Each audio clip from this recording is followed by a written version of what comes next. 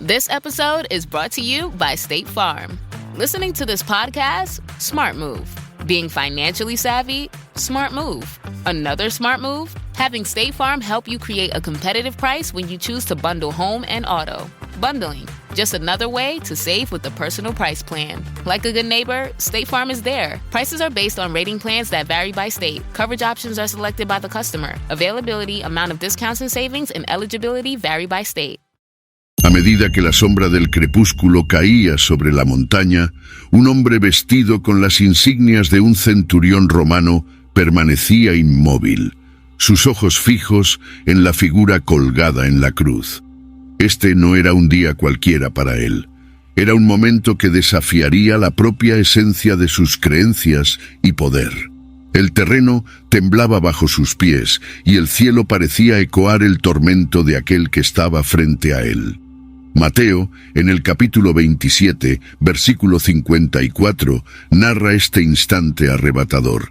Y el centurión y los que estaban con él guardando a Jesús, al ver el terremoto y las cosas que sucedían, temieron mucho diciendo, verdaderamente este era Hijo de Dios. En ese instante cataclísmico, el centurión, un oficial comandante acostumbrado al rigor y disciplina del ejército romano, se encontraba frente a un espectáculo que desafiaba el orden y la lógica que siempre habían guiado su vida. Mientras Jesús exhalaba su último suspiro, una nueva comprensión de la realidad parecía revelarse ante sus ojos, marcando no solo un fin, sino un despertar. La reverencia no era una respuesta común para un hombre moldeado por las campañas militares y la estructura rígida de poder. Sin embargo, allí, en ese momento de caos cósmico y transformación espiritual, el centurión no solo presenció, sino también sintió la verdadera magnitud del hombre que moría en la cruz. Era una revelación que trascendía las barreras del entendimiento humano, una perspectiva que lo llevaba a cuestionar no solo su autoridad, sino también la propia naturaleza del poder. Al declarar, verdaderamente, este era Hijo de Dios, el centurión no solo reconocía la divinidad de Jesús, sino que también redefinía su papel en el grandioso tapiz de los eventos humanos y divinos. Era un cambio paradigmático para un líder militar respetado, ahora confrontado con la realidad de un reino no construido por manos humanas, sino eternizado en el corazón de los creyentes. En medio del tumulto y la desesperación que marcaba el camino hacia el Gólgota, una escena profundamente humana se desarrollaba capturada de manera conmovedora por Lucas en el capítulo 23, versículo 27. Y le seguía gran multitud del pueblo y de mujeres que lloraban y hacían lamentación por él. Este cortejo fúnebre no era solo un ritual de muerte, sino un viaje cargado de significados y emociones profundas. La práctica común de acompañar a un prisionero condenado hasta el lugar de su ejecución se transformaba en una exhibición pública de poder y control por parte del Imperio Romano. El guardia romano al frente, llevando un cartel que anunciaba el nombre y la acusación del condenado, no solo lideraba el cortejo, sino que también proclamaba la autoridad y el orden romanos sobre los subyugados. Esta marcha intencionalmente lenta y exhibicionista garantizaba que el máximo de personas presenciara el tratamiento dispensado por el imperio a sus opositores. El centurión, detentor de la autoridad sobre ese ritual sombrío, percibía la profundidad de la tragedia humana que se desarrollaba. La respuesta de Jesús a la angustia de las mujeres de Jerusalén, que lloraban por él, revelaba una comprensión más profunda y perturbadora de la realidad. Hijas de Jerusalén, no lloréis por mí, sino llorad por vosotras mismas y por vuestros hijos. Estas palabras, un llamado angustioso frente a la brutalidad que enfrentaba, reflejaban una visión trascendental sobre las tragedias inminentes que esperaban a aquellos que lo lamentaban. El cortejo culminaba en el Gólgota, donde se llevaría a cabo la ejecución. Allí, Jesús, colgado en la cruz junto a dos criminales, se convertía en el epicentro de una tormenta emocional que involucraba burlas, tristeza y confusión entre los presentes. El impacto de estas últimas palabras de Jesús: «No lloréis por mí, sino por vosotras mismas y por vuestros hijos», resonaba como un mensaje final poderoso, entrelazando su destino con el de las masas que lo observaban.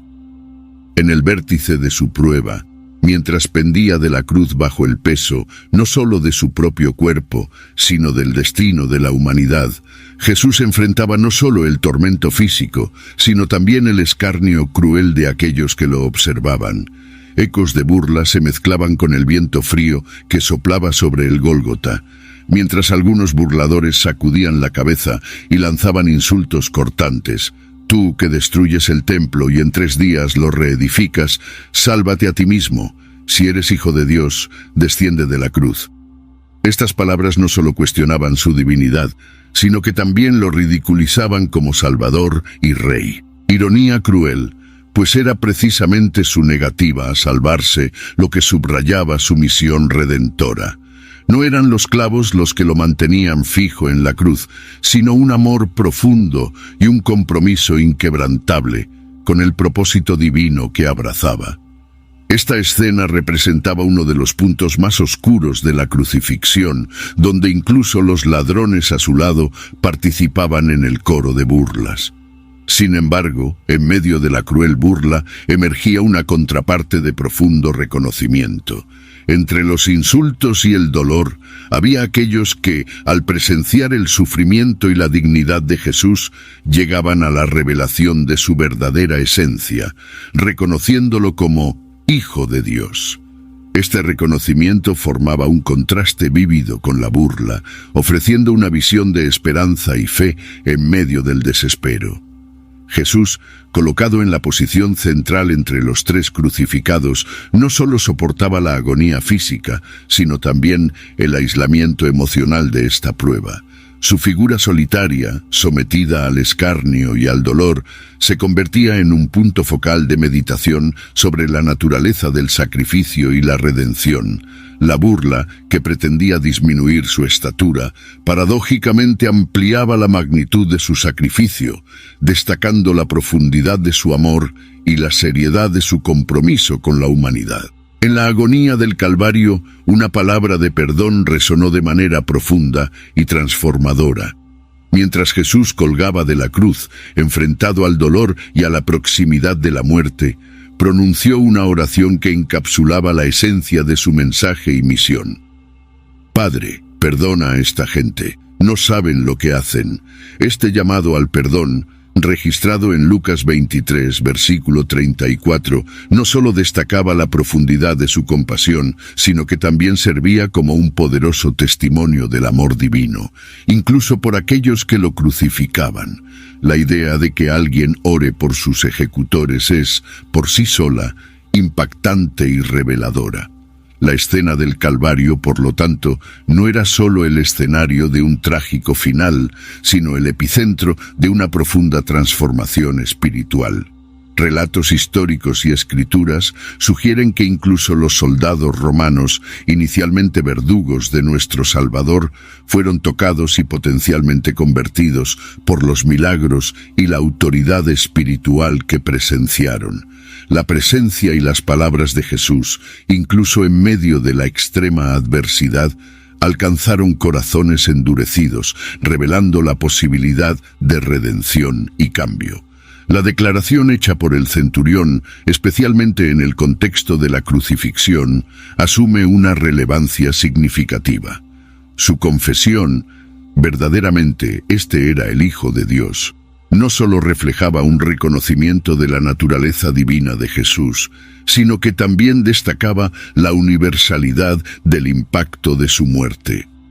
Proveniente de un centurión romano, una figura emblemática del paganismo romano y del poder imperial, esta afirmación no solo subvertía las expectativas, sino que también resaltaba cómo la verdad de Cristo atravesaba barreras culturales y religiosas, tocando incluso a aquellos que podrían considerarse los más distantes de la fe cristiana. La declaración del centurión al reconocer a Jesús como el Hijo de Dios constituye uno de los momentos más emblemáticos y reveladores de la crucifixión.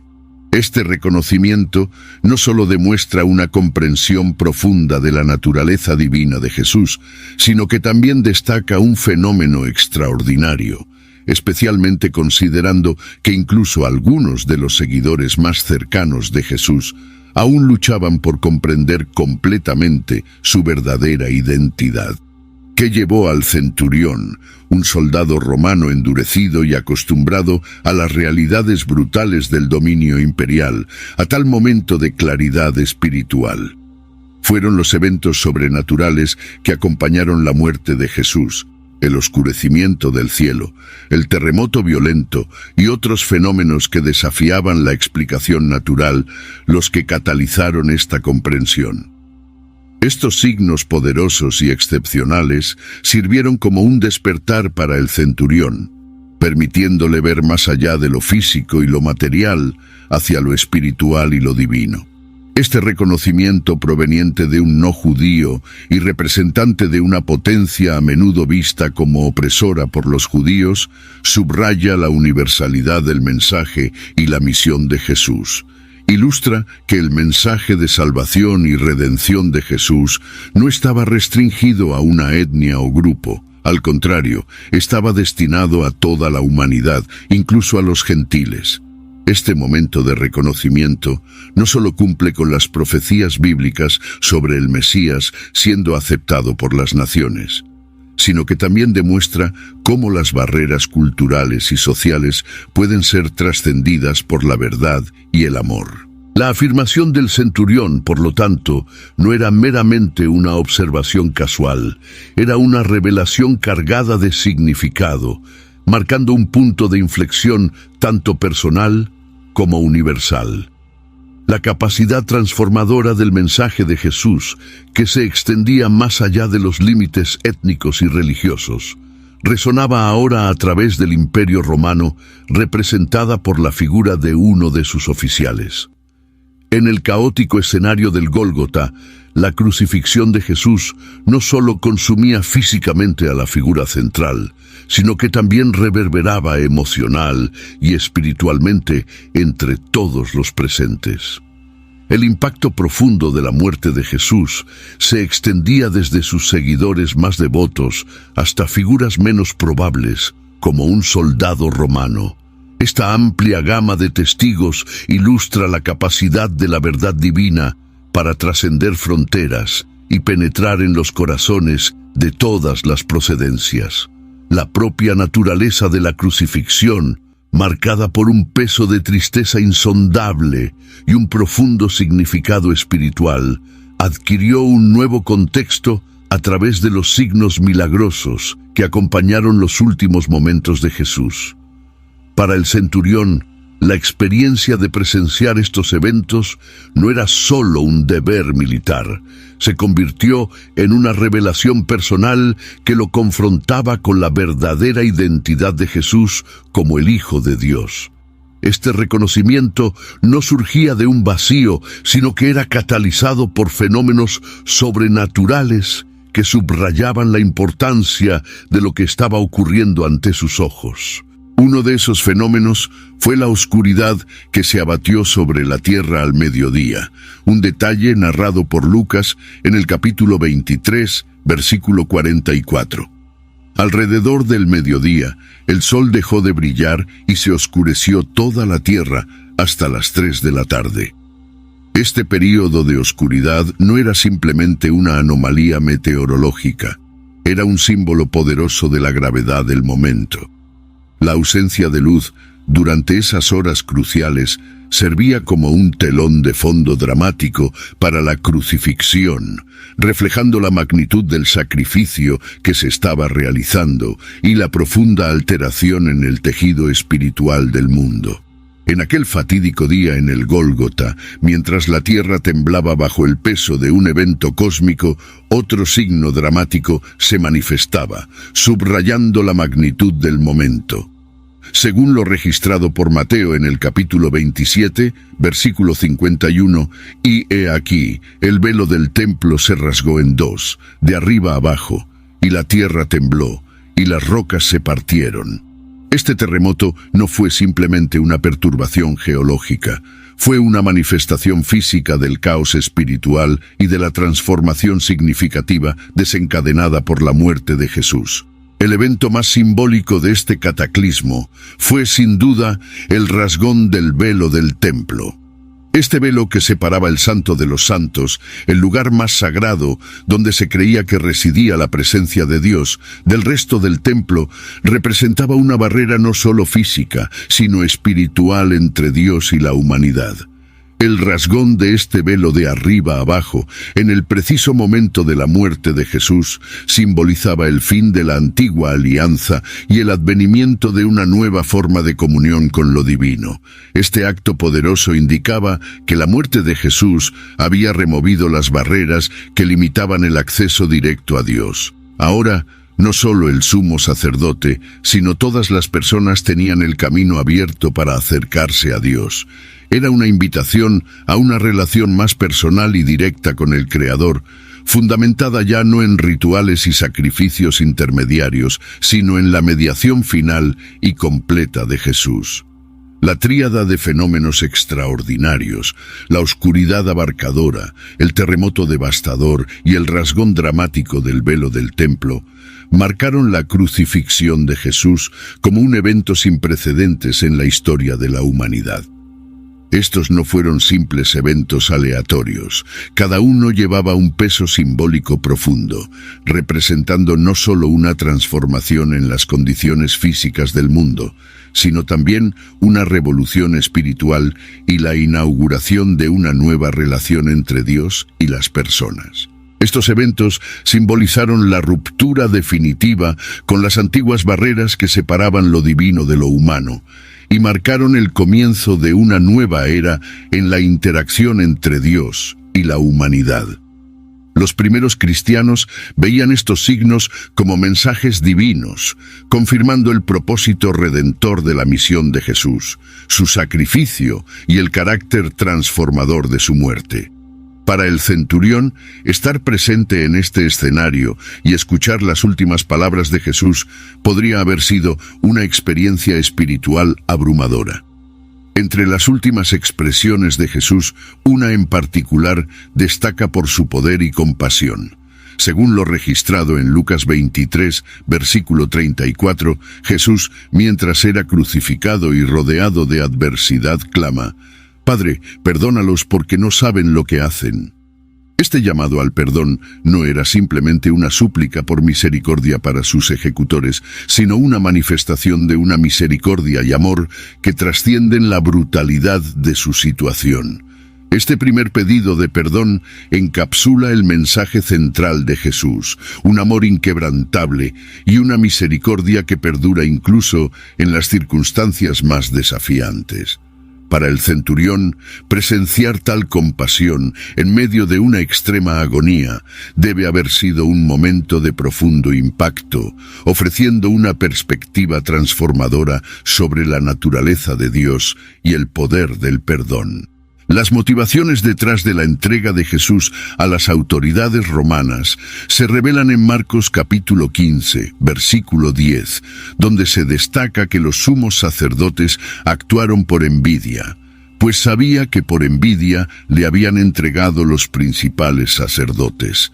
Este reconocimiento de la envidia como fuerza impulsora detrás de las acciones de los líderes religiosos destaca la mezquindad humana que contrasta fuertemente con la grandeza del amor demostrado por Jesús, incluso frente a la traición y el sufrimiento físico.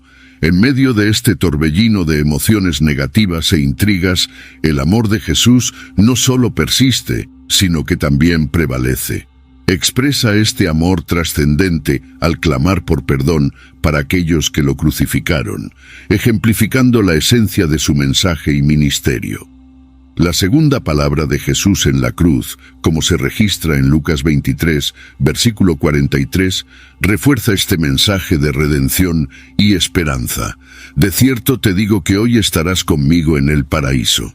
Este diálogo ocurre en un momento de interacción humana profundamente significativa, no solo con sus detractores, sino también con aquellos considerados indignos a los ojos de la sociedad.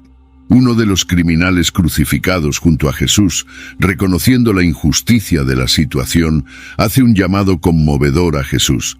Señor, acuérdate de mí cuando vengas en tu reino. Lucas 23, versículo 42.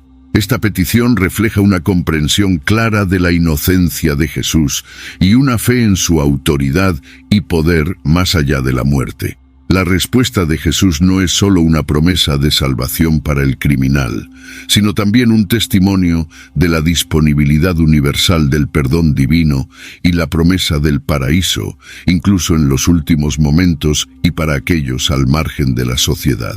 En el apogeo de su prueba, Jesús no se detiene en su propio dolor, sino que responde con una misericordia que refleja una de las bienaventuranzas que él mismo proclamó. Bienaventurados los misericordiosos, porque alcanzarán misericordia. Esta actitud en el momento de la crucifixión no solo subraya la profundidad de la compasión de Jesús, sino que también refuerza su enseñanza de ofrecer perdón y esperanza incluso bajo extrema agonía. La segunda expresión de perdón que Jesús ofrece en el Calvario es particularmente poderosa. Dirigida a un criminal a su lado, como se menciona en el Evangelio de Lucas, Jesús no solo muestra compasión, sino que también afirma su divinidad y poder al prometerle al pecador arrepentido un lugar en el paraíso. Este gesto de gracia subraya la centralidad de la misericordia y el perdón en su mensaje, abriendo las puertas del cielo a quien reconoce y se arrepiente de sus errores. La tercera palabra de Jesús, como se registra en el capítulo 19 de Juan, versículos 26 y 27, revela la profundidad de sus lazos familiares y humanos. Mujer, ahí tienes a tu hijo, le dice a su madre María, mientras confía su cuidado al discípulo Juan con las palabras, ahí tienes a tu madre. Este momento subraya el amor y la preocupación de Jesús por los suyos, incluso en los últimos instantes de su vida. Él asegura que su madre sea cuidada después de su partida, mostrando una preocupación duradera por los lazos terrenales, incluso mientras enfrenta la muerte. La presencia de María, junto con María, esposa de Cleofas, María Magdalena y Juan, el discípulo amado, al pie de la cruz es un testimonio de la red de apoyo que rodeaba a Jesús. Este círculo íntimo de seguidores, profundamente conmovidos y angustiados, compartía el dolor de ver a su maestro y ser querido sufrir. La jornada de Jesús en la cruz está marcada por momentos de profunda conexión espiritual y humanidad visceral. La tercera palabra de Jesús, dirigida a su madre, María, y al discípulo Juan, se destaca por su carácter personal e íntimo. Juan, siendo el único testigo ocular entre los evangelistas, registra este momento con una cercanía que trasciende la narrativa. Él está inmerso en el evento, compartiendo no solo la observación, sino también el sufrimiento emocional. La cuarta palabra de Jesús, Dios mío, ¿por qué me has abandonado?, como se menciona en Mateo 27, versículo 46, y Marcos 15, versículo 34, resuena con una intensa profundidad teológica y emocional. Esta exclamación, que también es una cita del Salmo 22, versículo 1, ocurre en el clímax de 3 horas de oscuridad que abarcan Judea, simbolizando el apogeo del sufrimiento mesiánico predicho en Isaías 53, versículo 12. Este grito de angustia revela un momento de profundo desamparo y distanciamiento, contrastando con las expresiones anteriores de perdón y cuidado, y subraya la magnitud del sacrificio que Jesús estaba realizando. Un abandono momentáneo que refleja el peso del pecado de la humanidad que él llevaba. La quinta palabra, registrada en Juan 19, versículo 28, tengo sed, muestra la plena humanidad de Jesús. Esta declaración no es simplemente una queja física, es una manifestación de su naturaleza completamente humana. Jesús, al borde de la muerte, experimenta las necesidades básicas de cualquier ser humano: hambre y sed. Esta expresión no solo subraya su humanidad, sino que también refuerza la idea de que, al haber experimentado todas las formas de dolor humano, Jesús es capaz de comprender y compadecerse de nuestras propias luchas y sufrimientos. Las últimas palabras de Jesús en la cruz son momentos de poderosa declaración y entrega, marcando el cumplimiento de su misión en la tierra. La sexta palabra, consumado es, pronunciada en Juan 19, versículo 30, señala la conclusión de su tarea divina. Después de recibir el vinagre, Jesús inclina la cabeza y entrega su espíritu, simbolizando no solo el fin de su agonía física, sino también la realización plena de su propósito redentor. Este momento es un hito no solo en la narrativa del Evangelio, sino también en la historia de la redención humana. El detalle de que sus piernas no fueron quebradas, como se describe en los versículos siguientes, sirve para reforzar la singularidad de su muerte y la precisión con la que se cumplieron las profecías sobre él. La séptima y última palabra de Jesús, Padre, en tus manos encomiendo mi espíritu, como se registra en Lucas 23, versículo 46, es una expresión de confianza y resignación absolutas. Este pronunciamiento no es solo una cita del Salmo 31, versículo 5, sino también una profunda afirmación de fe y sumisión a la voluntad divina. Al entregar su espíritu en manos de Dios, Jesús muestra su obediencia inquebrantable y su amor eterno por la humanidad, culminando en su acto final de redención. Estas últimas palabras de Jesús están cargadas de significado teológico y emocional, revelando su carácter divino y su misión mesiánica. Cada expresión en la cruz no solo cumple las profecías del Antiguo Testamento, sino que también ofrece una ventana al corazón de un Salvador que, incluso en medio del sufrimiento extremo, permaneció enfocado en su propósito de reconciliar a la humanidad con Dios. Su muerte en la cruz no es solo un evento de sacrificio, es una demostración de amor inconmensurable y entrega definitiva. Los últimos momentos de la vida de Jesús no solo iluminan su carácter divino y su misión redentora, sino que también reflejan la complejidad de las reacciones humanas frente a lo divino. Las diversas respuestas de quienes están alrededor de la cruz, desde la incredulidad e indiferencia hasta el asombro y el reconocimiento, destacan el amplio espectro de la condición humana frente a un evento de magnitud trascendental. En este escenario, un detalle particularmente simbólico se relata en Juan 19, versículos 23 y 24, donde los soldados romanos tratan con las vestiduras de Jesús. Después de crucificarlo, toman su ropa y la dividen en 4 partes, una para cada soldado. Sin embargo, la túnica se destaca por ser tejida sin costura, de arriba a abajo, indicando no solo su valor material, sino también su significado simbólico. Los soldados deciden no rasgarla, optando por sortear la prenda entre ellos. Este acto cumple una profecía de las Escrituras que dice: repartieron entre sí mis ropas y echaron suertes por mi túnica. Esta escena, aunque a primera vista parezca ser un mero detalle en la narrativa de la crucifixión, lleva un peso teológico significativo. La túnica intacta de Jesús simboliza la integridad de su misión y la indestructibilidad de su ministerio. Incluso en muerte, la unidad y la totalidad de su propósito permanecen inalteradas. El acto de sortear la túnica, además de cumplir la profecía, refleja la ceguera e indiferencia de los soldados hacia la persona de Jesús y el significado de su muerte. La revelación del centurión, reconociendo la inocencia de Jesús tras su crucifixión, encapsula una de las muchas ironías trágicas de la pasión. Él percibe que el hombre que fue condenado y crucificado ante sus ojos no era culpable de las acusaciones contra él, desencadenando una mezcla compleja de emociones y cuestionamientos sobre la justicia y la verdad. Esta conciencia del centurión sugiere un profundo impacto espiritual, evidenciando que incluso los más endurecidos por la vida y el deber pueden ser tocados por la verdad divina.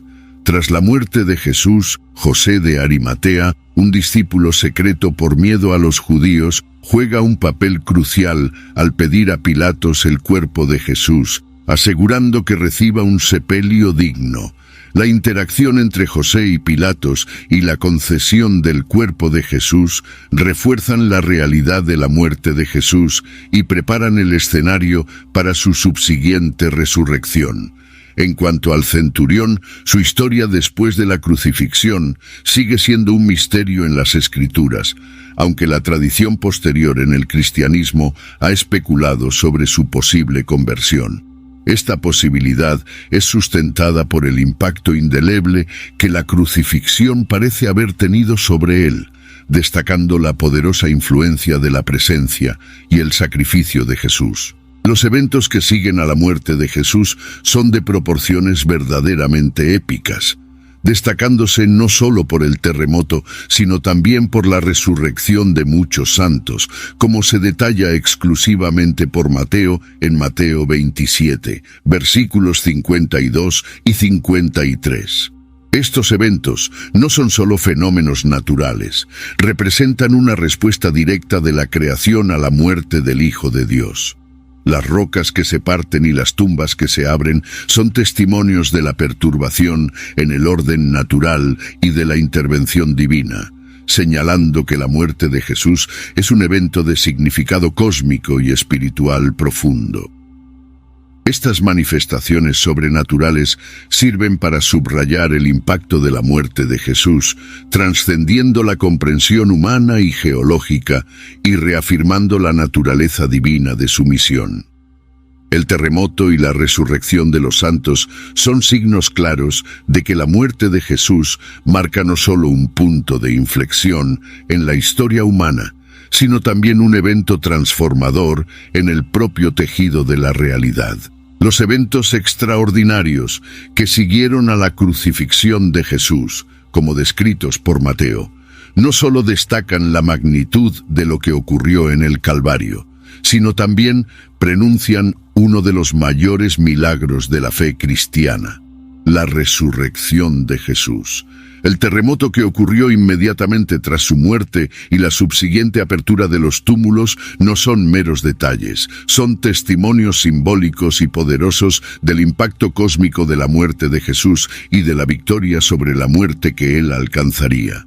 La descripción de Mateo sobre los santos que fueron resucitados, referidos como aquellos que habían dormido, refleja una terminología idiomática del Nuevo Testamento usada para hablar de los muertos cuya esperanza de vida eterna es asegurada.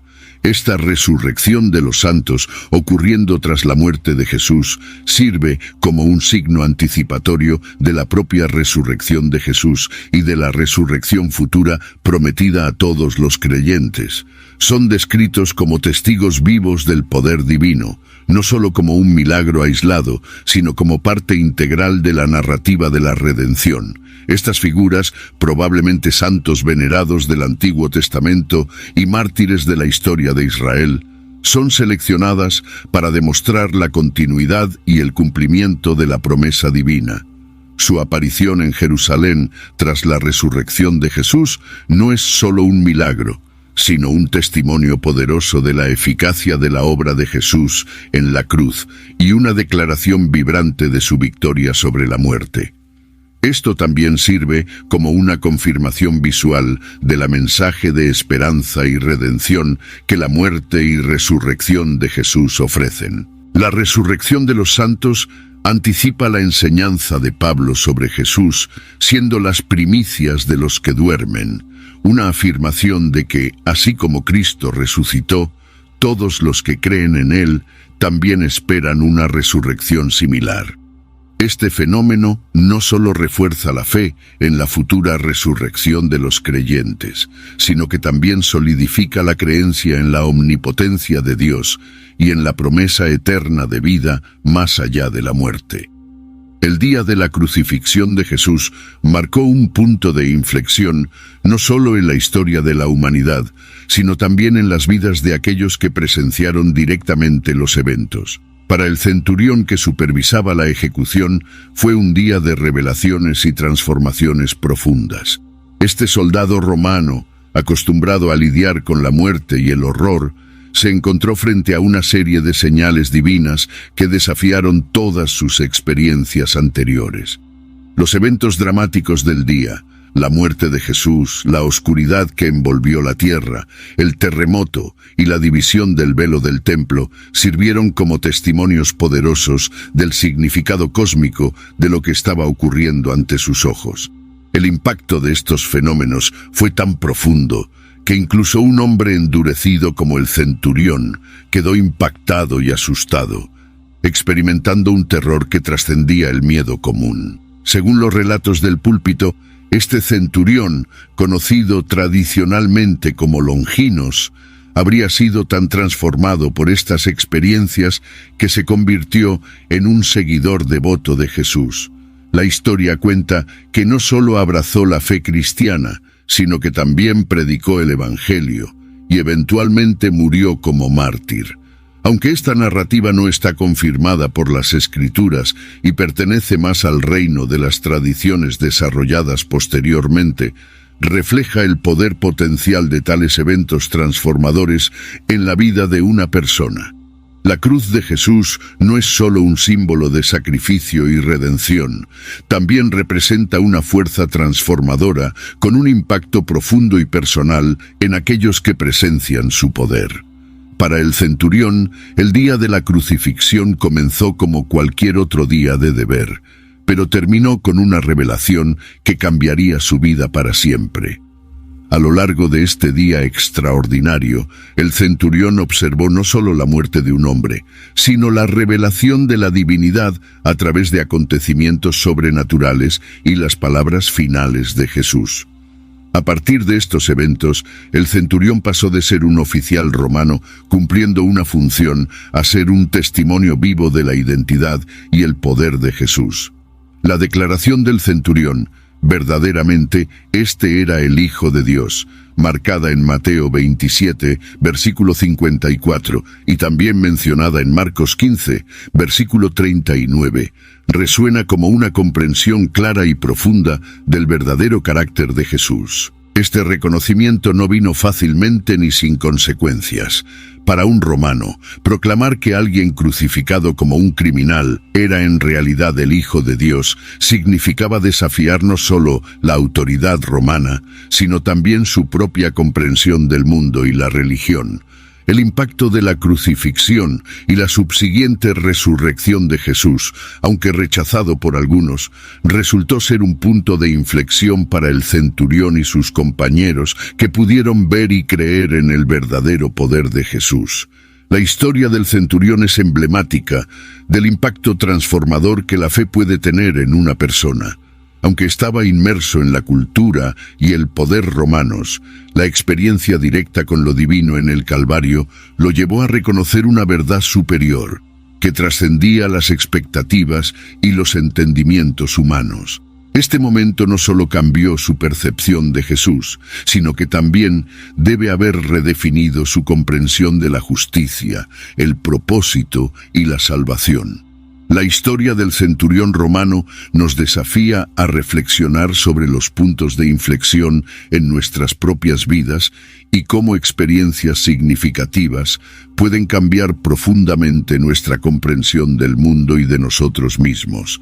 Al igual que el centurión, que comenzó el día a cargo de una tarea rutinaria y terminó transformado por el reconocimiento de la divinidad de Jesús, nosotros también podemos ser transformados por nuestros encuentros con lo divino o lo extraordinario. La narrativa del centurión no es solo un relato histórico, sirve como un recordatorio atemporal del potencial para la transformación personal que reside en cada uno de nosotros.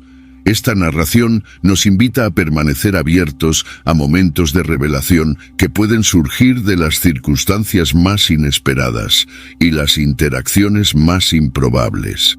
Al reflexionar sobre esta historia, se nos anima a orar para que Dios abra nuestros corazones y mentes, permitiéndonos reconocer la verdad, incluso en los momentos más tumultuosos.